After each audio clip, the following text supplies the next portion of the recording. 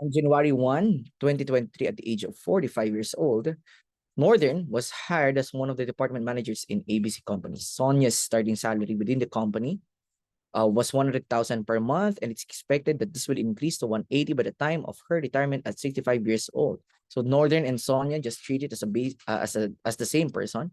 As part of the company's policy, retirees will receive on their retirement date 1 month salary based on their final salary for every year of service to the company. Relevant discount rate is 7% for all of the years involved. So from the given information, we determine the following. We have the current service cost from 2023 to 2025, interest expense from 2023 to 2025, and ending defined benefit liability as of the end of 2023 to 2025. Alrighty. So, for Northern or Sonia, okay, baka na-interchange na lang natin sila, no? So we have years 2023, 2024, and 2025. Since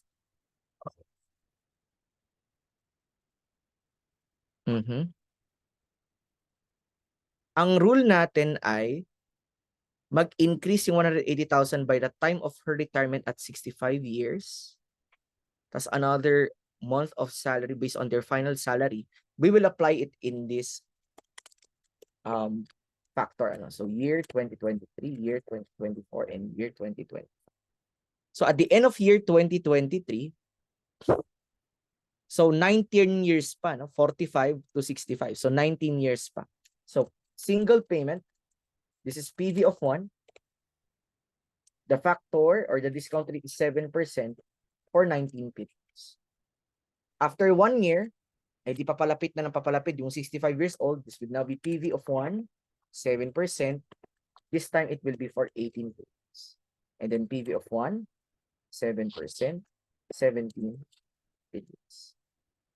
Okay, so 1.07 raised to negative 19, 1.07 raised to negative 18, and 1.07 raised to negative 7.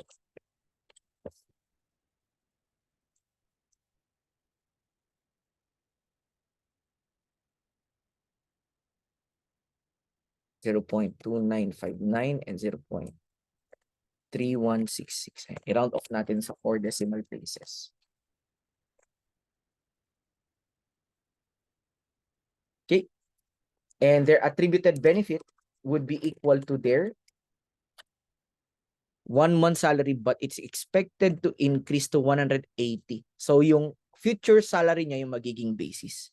So 180, 180, and 180. Kung wala sanang increase, then we would just use 100,000. But since there's a future salary level, we would use that instead. So the current service cost would be 49, 53, and 56,000. Ito yung ating mga current service cost year after year after year. Okay, so that's done. Current service cost 49, 53, and 56. Now, if we will expand this, we have our beginning DBO. We add their interest expense and add the current service cost to arrive at the ending DBO. In the year 2023, first year also wala siyang beginning balances, pero meron tayong current service cost na 49,770. So the ending DBO would be 49,770. In year 2024, yung ending nung last, yun yung magiging beginning natin next year. The interest expense would be 7%. And the current service cost is 53,262 for year 2024. So your ending DBO at the end of 2024 would be 106,515.9. And in the year 2025, the ending DBO last year would be the beginning next year. There is an interest rate of 7%. So times 7%. And then the current service cost will be accrued at the end of the year once again. So your DBO on year 2025 would be 170 960.01. So to answer, your interest expense in 2023 is 0 because you don't have any beginning balances yet. In year 2024, you have 3483.9. In year 2025, you have 7456.11. And for the defined benefit liability, each year, you have 49, you have 106, and then 170. Wala naman tayong plan assets sa ngayon, kaya yung DBO balance, straightforward, yan yung ating defined benefit asset also. Okay. Lion Company. So Lion Company reported its defined benefit obligation with balance of 5.4 million. In addition, the following data were also provided. So we have a discount rate as of January 1, 2023. We have a discount rate at the end of the year. Okay. Payments to retirees, April 1. Settlement price paid, July 1. Carrying amount of settled benefits on July 1. We have a past service cost, current service cost, actuarial loss, actuarial gain, actuarial loss. Okay. So the requirements are the interest expense for the year and balance of the projected benefit obligation as of December 31, 2023. Okay.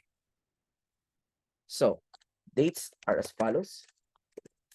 January 1, April 1, and July.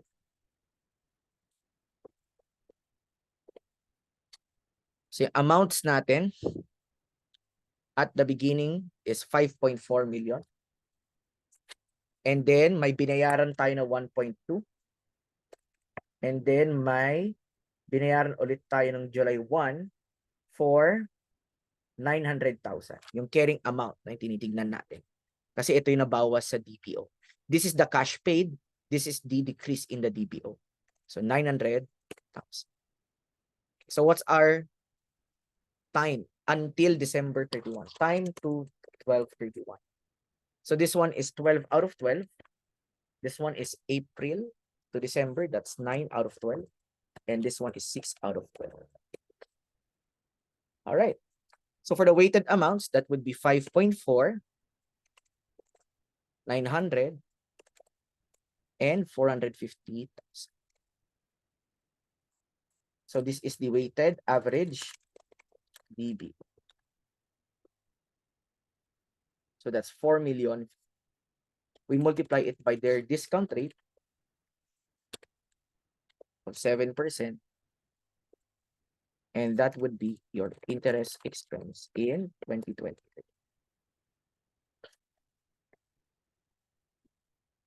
$183,500. Okay. So that's how you compute if you have different balances of your DBO. No? So kung may binabayaran tayo na payments and then carrying amounts of settled benefits, ganyan, we need to compute for the weight. Pero most of the problems naman, hindi ganito. No? Isang balance lang ng DBO yung binibigay. Pero just in case may binigay sa inyong ganito, nag-provide na rin tayo ng example. Okay?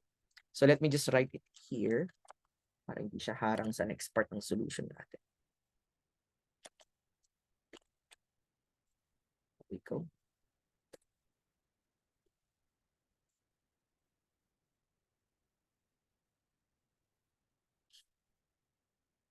Okay. So our beginning defined benefit obligation would be 5.4 million. Now, we will add the interest expense of, yung kinompute natin, 283,500. Then, meron tayong i-add. No? Ito na yung ating table kanina no, na pinakita ko sa inyo. So, our mnemonic, tuloy-tuloy lang to, is CPA. And then we would subtract it BSA. Ayan, related course, di ba? So, yung ating i-add ay CPA at yung ating ibabawas ay BSA. So, ano-ano yung mga items na to, no? So, this is our current service cost. past service costs and actuarial gains and losses. Pag gain, bawas. Pag loss, dagdag. And then, we will deduct the benefits paid to retirees, the settled benefits at present value, and actuarial gains. Ito na lang. So, actuarial loss i-add, actuarial gain ibabawas. Okay. There we go. Bigay tayo ng space. And now you just have to find. So, CPA, BSA. Your current service cost, your past service cost, and then your actuarial loss. And then benefits paid, settled benefits, and then actuarial gains. So for the current service cost, that would be 500,000. The past service cost, that would be 330,000. And for our actuarial loss, dalawa, no? We have 1 million enumerated there and 250,000. So actuarial loss would be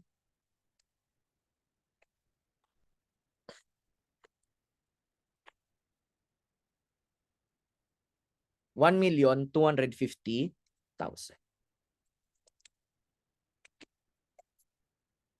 Now, for the benefits paid, that would be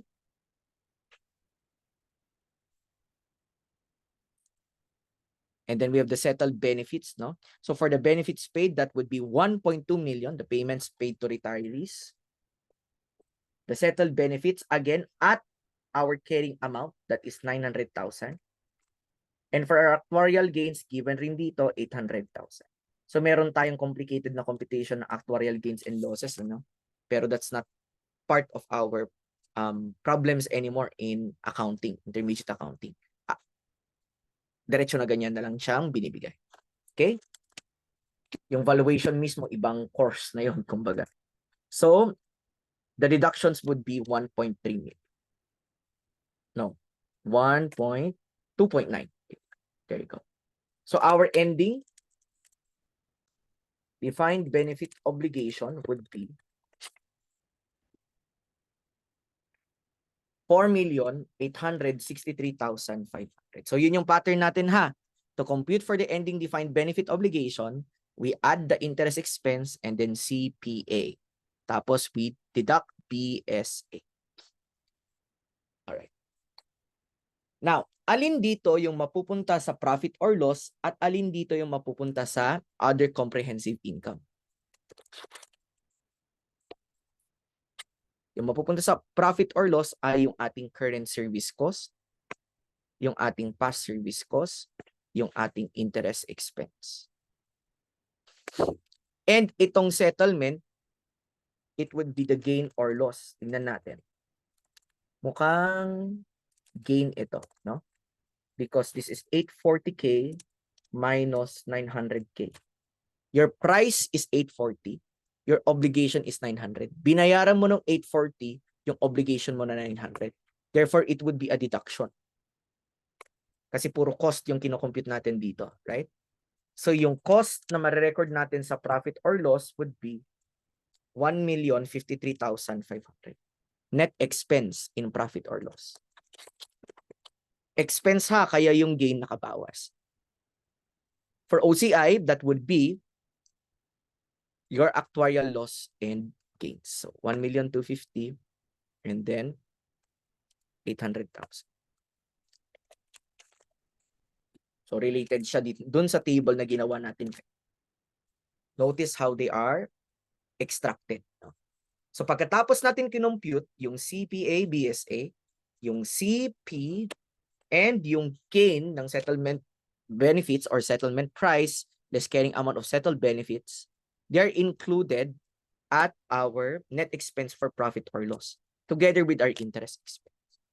Yung OCI, yan yung ating actuarial loss against our actuarial gains.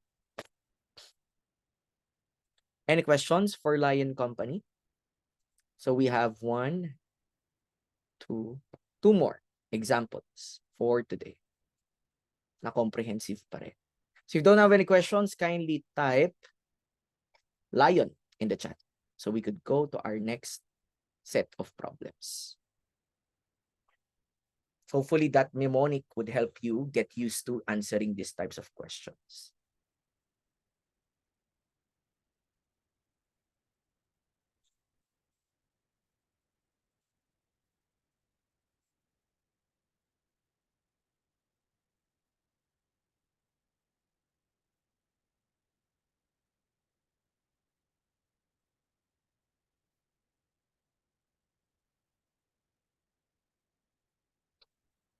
How about the others?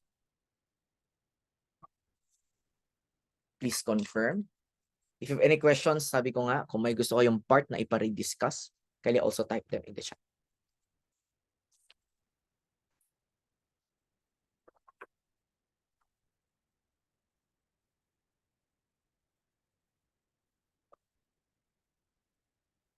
Okay, so let us continue. So for steel company,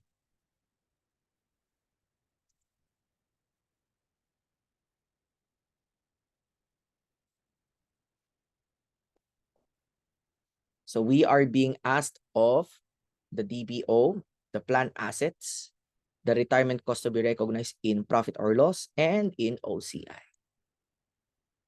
All right, so we have our beginning DBO. We add, ito naman yung pattern natin, our interest expense. Then we have CPA. Then we subtract BSA. C being the current service cost.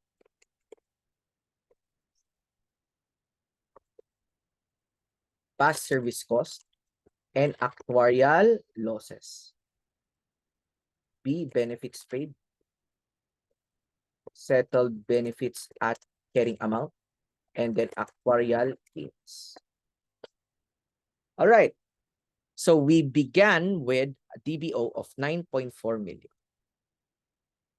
How much is our interest expense? So wala na tayong ibang payments in terms of our DBO. So diretso na tayo that the interest expense is based on the beginning of the year. So 6%. No? So 6%. So that would be 9.4 million times 6%. The current service cost would be 1.5. Past service cost is 400,000. And actuarial loss, dalawa, that would be 300 plus 500. That would be 800,000. Okay.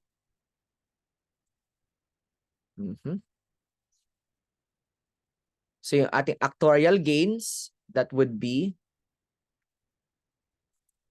250,000. How about for our benefits paid? Meron, payment to retirees, 1.2 million. This time, wala tayong settled benefits. No? So wala yun. Okay. So for our DBO, it would equal to 11,214,000. Okay? Now, ito bago. Paano naman yung ating plan assets? The formula for plan assets would be as follows. The beginning plan assets. Then we have A, C, B. Ayan. So pwede actually A, B, C, no? Basta tandaan nyo na yung B ay less. Add A, less B, add C. Pwede rin ganyan. Para A, B, C. So yung A refers to our actual return. B refers to our benefits paid. And C refers to our contributions. A, B, C. So our beginning plan assets, 7.9 billion. Actual return is 700,000. Benefits paid is 1.2 million minus contributions would be 800,000. So yun. Okay. So for our plan assets, it would be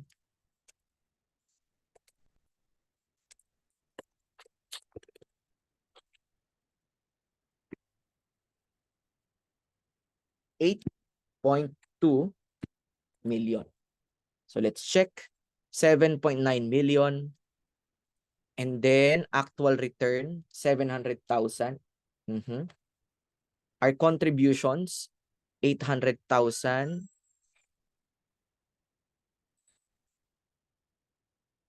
And then we have 1 million. So for now, let's ignore yung 800,000 on a contribution. Let's use the 1 million instead. Okay? So ignore natin yung unang, ignore contribution to plant assets, 800,000. Yung 1 million yung gamitin natin. Okay? So our plant assets would be 8.4 million. Ignore muna natin yan, ha? Okay. Ngayon, ano yung magiging net expense natin sa profit or loss at net expense natin sa OCI? So, yung net expense natin sa profit or loss ay yung interest expense natin, yung current service cost natin, yung past service cost natin. Okay? And yung ating interest income from the plant assets would be offsetted. So, i-offset mo to. So, ito yung bagong line item. Times negative 0.06. So, easy to remember kasi naka-table pa rin siya. You just have to extend and recognize there is an interest income related to the plant assets. So, that's 474,000 interest income. 7.9 million times 6%. Beginning balance times the discount rate at the beginning of balance, no? Or at the beginning of the year. So, that would be your net expense under profit or loss. Now, for our OCI, ano pa hindi natin na pulot? 800 and itong ating 250,000. Now, there is one more line here which is implied, no? Because the actual return, lagay natin dito sa baba, no? The actual return from plant assets is 700,000, right?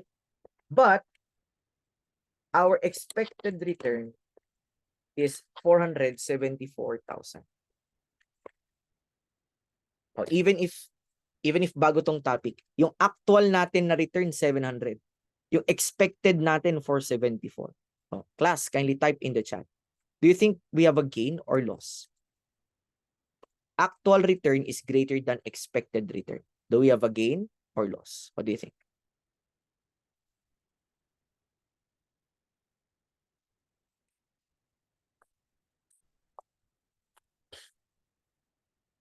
Kindly type in the chat as a form of participation.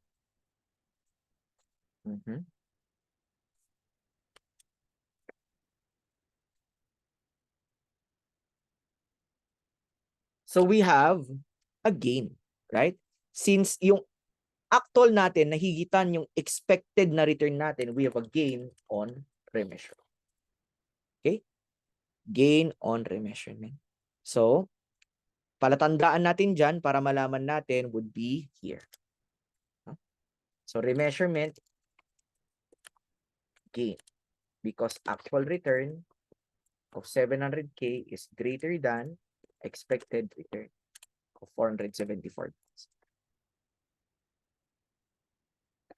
Kaya, kumbaga, talagang ito yung una mong i-prepare, di ba?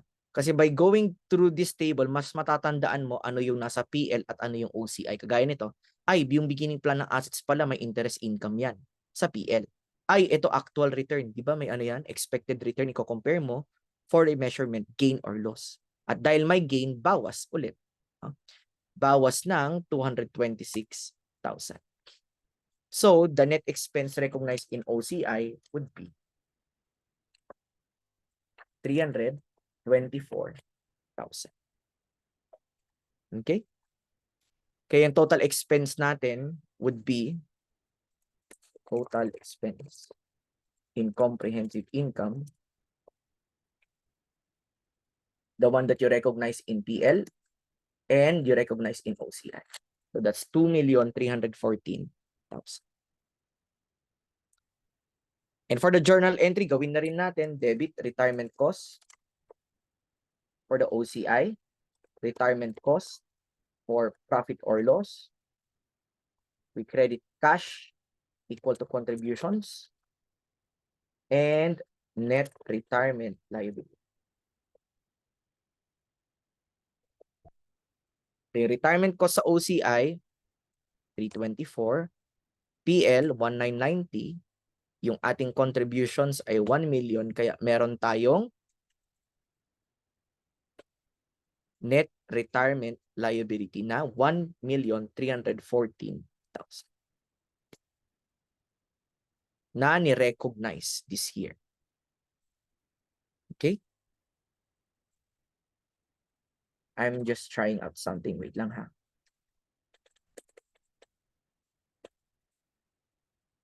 $1.5 and let's just check it now.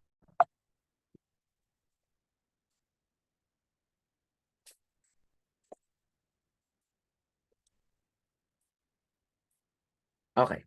So, itong 1,314,000 na to, kung gusto niyo malaman saan rin galing in our solution, first you have your January 1 DBO minus plan assets. That would be your net defined liability.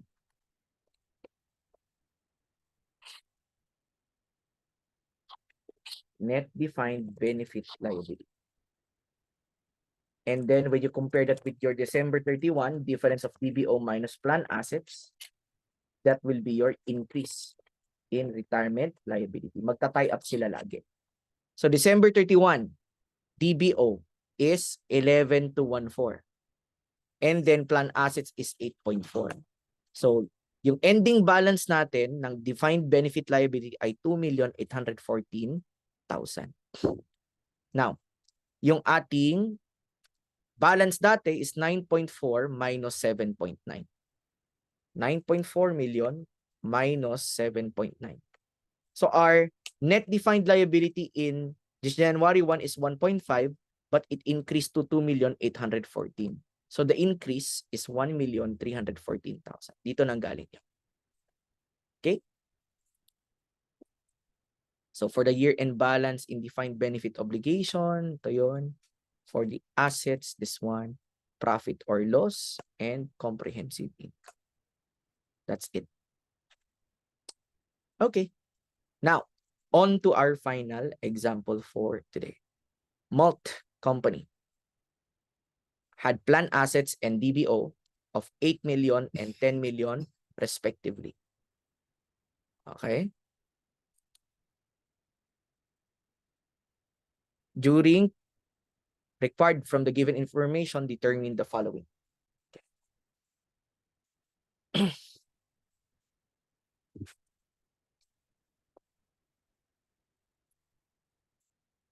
So we have our beginning DBO. Then we add our interest expense. Then we have CPA and subtract BSA. Then that would be our ending DBO. Right? And for our plan assets, we have our beginning plan assets. Di ba nasabi natin to kanina, itong ABC. So we add A, we subtract B, we add C. Okay. Ano yung C?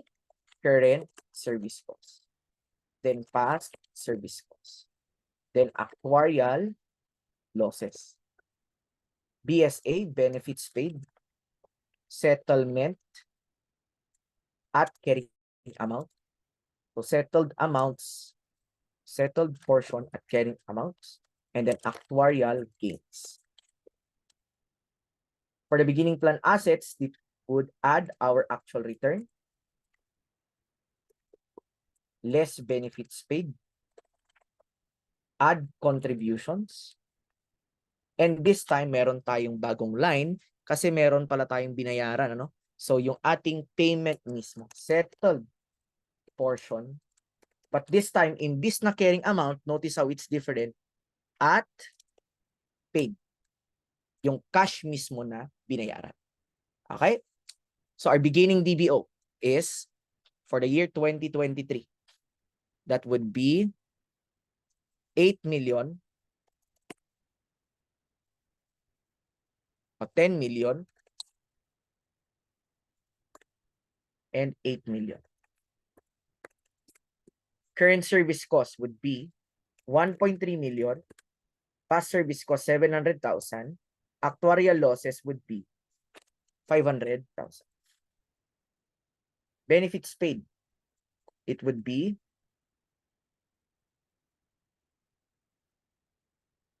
900,000, and the settled portion is 400,000. We don't have any actuarial gains. We just have an actuarial loss. Okay, so the ending DBO would be 11.2 billion. Now, for our plan assets, the actual return is 750,000. The benefits paid is 900,000. And the contributions would be 1.6 million. Yung payment natin sa settled benefits ay 430. Yung carrying amount sa DBO, yung payment sa plan assets. Kuha? So, our ending plan assets would be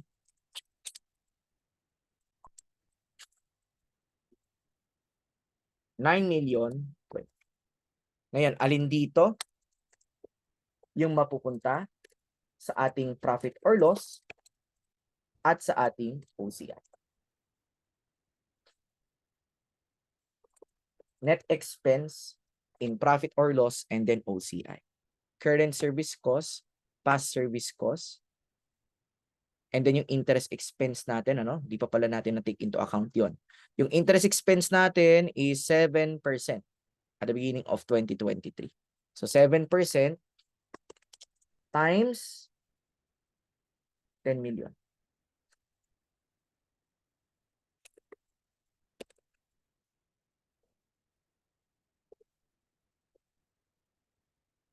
There we go.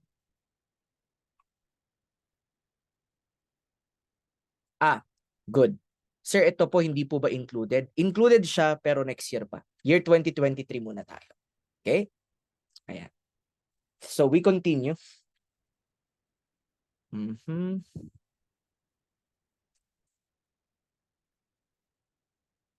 So dito, we have settled portion at paid, so on and so forth. Do we have a gain or loss on settlement? 400 versus 430. We paid 430 for an obligation of 400. So we have a loss on settlement, which is 30,000. 430K paid, 400 BPO. So 30,000 as a positive number because it's an expense. It's a loss. What else? May interest income yung ating plan assets, di ba? So 8 million times 7%. 560,000. And that is a negative, no? Dahil nga income. What else? Past service cost, we have 30 and then 560. That's it. So our profit or loss net expense for the year 2023 would be 2,170,000. For OCI, we have our actuarial losses. And then dito sa actual return, di ba sabi natin, uy, di ba yung actual return kino-compare sa ating interest to compute for the gain or loss. So do you have a gain on remeasurement or loss? Tingnan nga natin, gain or loss.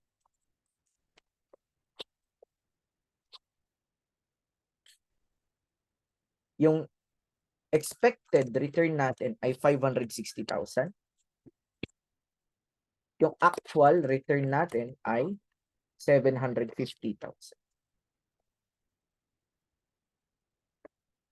190,000. This is our remeasurement gain. because our actual is bigger than our expected. Actual is given, the expected is the interest income. So, remeasurement gain, bawas ulit. So, 1.9.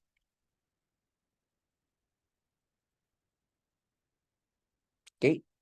Yung ating remeasurement gain, mapupunta lang siya dito sa ating OCI rather than in our profit or loss. So, kaya careful doon, no?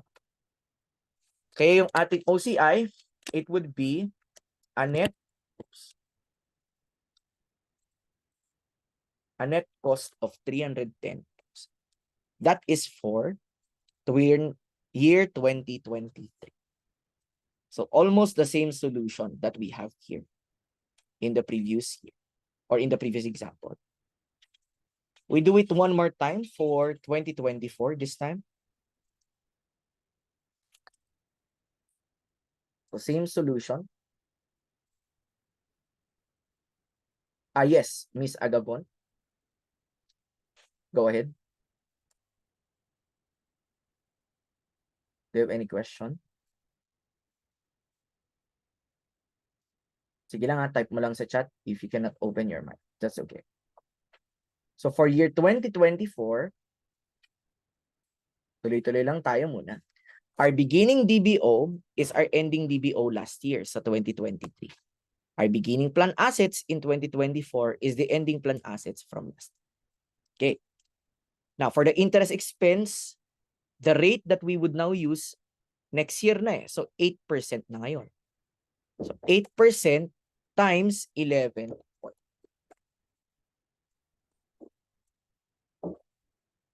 Current service cost is 1.3. Past service cost is 1.5, 2024. Past service cost is 400. Actuarial loss, wala. This time may actuarial gain na 700. Benefits paid, 1 million. And settled portion at carrying amount is 360. So our ending DBO would be 12,836,000. Let's just recheck. 11.2 million. Okay. Wait lang. So 10 million, 1.3, 700, 500, 900, and then 400. Hindi ko pa ito nalagay. There we go. Ayan. So 11.9. So 11.9, this should be good. 11.9 million, 952,000. Marirevise na yan ngayon. So 11.9 times 8%. Current service cost is 1.5. Past service cost 400. And then benefits paid is 1 million. Kulang na isang zero. 360,000. And then actuarial gain 700,000. So our ending DBO is 1269. For plan assets, the actual return is 300,000. The benefits paid is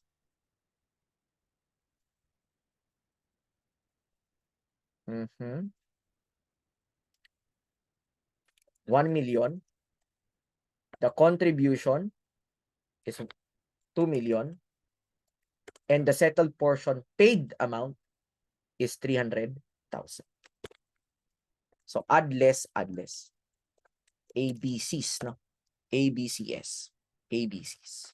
So your ending plan assets would be in 2024, 10 million. Kanina hindi lang natin nalipat yung 700K dito. Yun lang naman. Okay. So for your profit or loss, net expense, that would be 952, 1.5, 400. And then dito, meron ba tayong gain or loss on settlement? Nga natin. Yung paid natin, 300.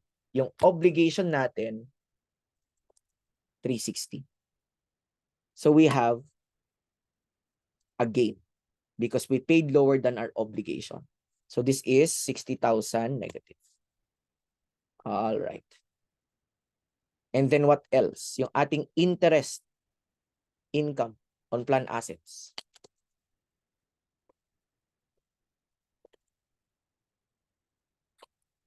So 8% times 9.02 million.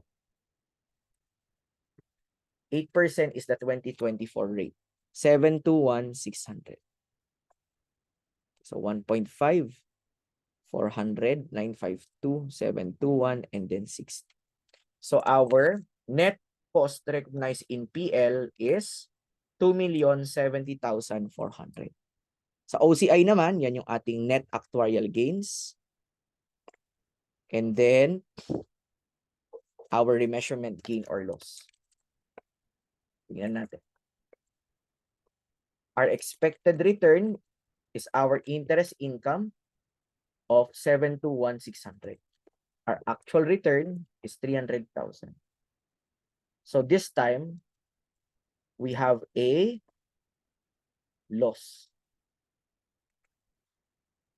Kasi hindi naabot ng actual natin yung ini-expect natin na return. So loss on remeasurement.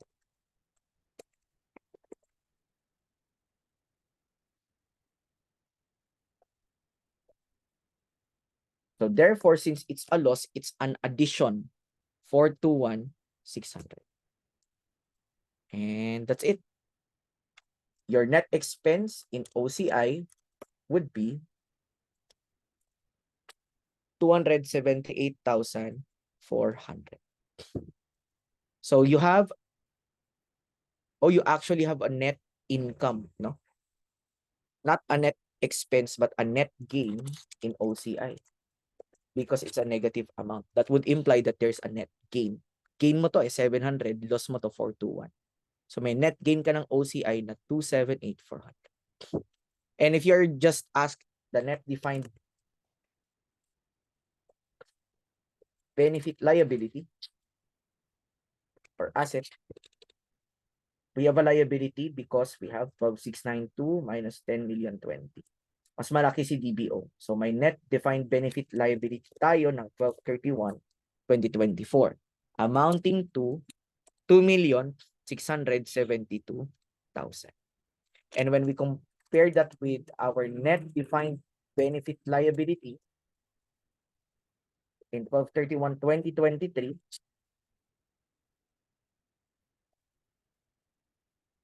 to 880, nabawasan yung ating PBL ng magkano? 208,000. So ang entry natin yan would be net retirement liability, retirement cost in profit or loss, retirement cost in OCI, and then cash equal to our contributions. So our contributions is 2 million. Yung net gain natin naka-credit 278,400. Cost natin is 2,070,000. So your net retirement liability would be 208,000, which is consistent to what we're saying here. Okay. So that concludes our meeting for today. Let me just pass this file on to you guys. And thank you for attending this session.